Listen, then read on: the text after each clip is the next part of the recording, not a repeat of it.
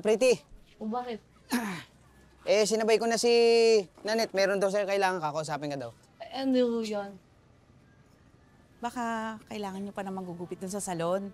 Baka pwede mo akong ipasok. Ay, pasensya na ho kasi hindi pa ho namin kailangan ng trabahante. Medyo puno pa ho kami. Ay, ganun ba? Kailangan ko kasi ng regular na trabaho. Baka kasi mapalis kami doon sa inuupahan namin. Hindi kasi ako nakamabayad na maayos. Sige, ganito na lang ho. Bigyan na lang kita ng racket. Once a week, tuwing Friday, kasi yun yung day off nung hair cutter namin. Ikaw na lang muna pumalit sa kanya. Tapos, kung ano yung ibabayad nung customer, yun na lang yung direct ng sahod mo. Talaga ba? Diba? Ayun na lang. Naku, maraming salamat, Pretty, ah. Ang bait-bait mo talaga. Ayun. Kaya bagay na bagay kay ni Oka, eh. Ha? Na mabait din daw, sabi ni Lorna. Lorna? Si Lorna? Ay, wait lang ho Una sa lahat, hindi ko jowa to.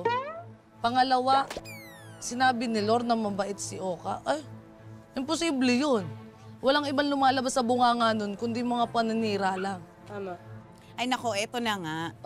Bilang tinulungan mo ko, may sasabihin ako sa'yo yung chismis. At ito ang latest. Ano yun? Inayusan ko ng buhok si Lorna. Nagpariban. Nagpariban si Lorna. Si Lorna mismo? Okay, di ba sinabi niya sa'yo wala siyang pera, kaya hindi siya makapagbayad ng utang, nagpapariband. Nako, Pala mo nga hindi talaga. totoo yan, Bani. Wala talaga siyang plano magbayad kay Oka dahil tumigil yan ng paniningil to. Ayos Ganon. Ano yung sabi niya? Di ba naman makapal talaga ang mukha? Yun talaga ang strategy niya. Dahil sinabi niya na nangungutang siya dun sa mga mababait na tao. Yung tipong nahihiya, yung hindi mangungulit pag naniningil. Galing niya talaga sa ganyan eh, no? Sige, ganito na lang. Sandali lang. May pupuntahan lang. Sandali lang. Pretty, saan ka pupunta? O ba? Di kay Lorna. Siyempre hindi ako papayag na ganun-ganunin kanya. Boy, concerned siya sa akin. Para kang tanga. Boy, Para kang ito tanga. namang isang to. Hindi naman ganun. Samahan na kaya kita.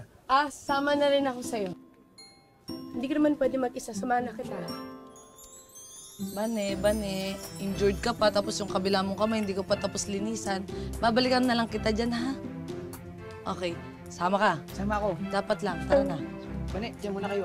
Alam mo, ayaw ko sakit. Ingat kayo, Sinabi. Oo, no?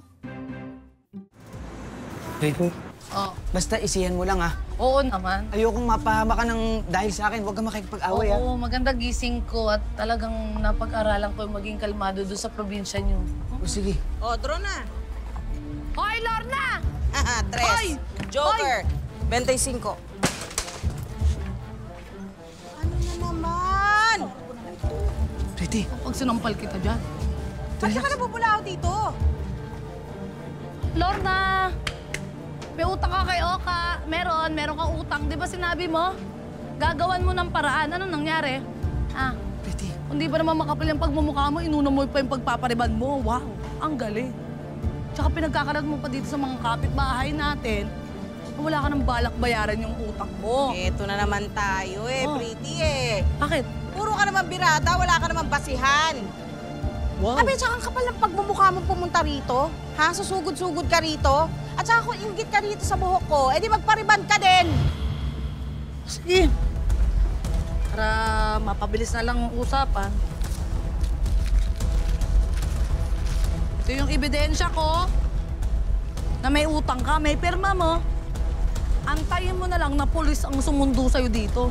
Tara na, Oka. Umalis na tayo. Walang kwenta itong babae na ito. Mapakahan. Halika nga. Aray!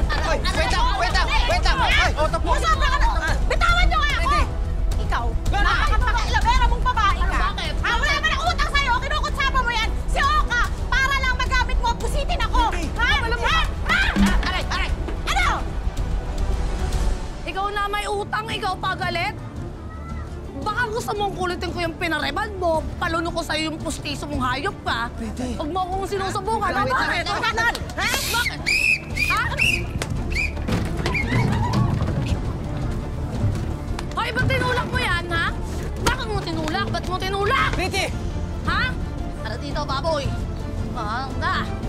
Bilisan mo!